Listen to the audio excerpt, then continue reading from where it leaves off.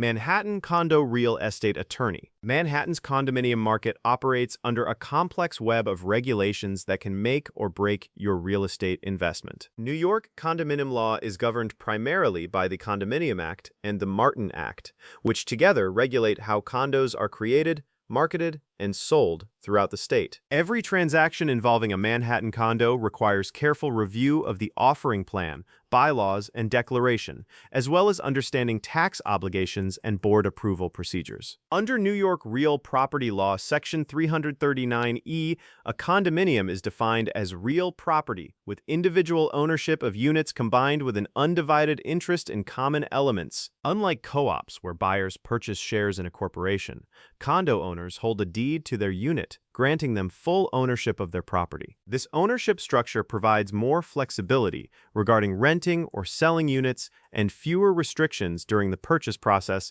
compared to rigorous co-op board interviews. The Condominium Act serves as the cornerstone of New York's condominium laws, outlining legal definitions, owner responsibilities, and operational guidelines for the entire property. The offering plan represents a critical document in any condominium transaction, providing detailed descriptions of the property, units, facilities, and financial obligations. New York law requires sponsors to file the offering plan with the State Attorney General's Real Estate Finance Bureau before offering or selling any condominium units. Buyers must examine key elements, including financial information, common charges, physical condition disclosures, amenities, and rules that determine whether a building represents a sound investment. Bylaws and declarations govern day-to-day operations and long-term management, specifying rules for common areas, board responsibilities, and voting rights of unit owners. The declaration, filed with the Office of the City Register through the ACRIS system,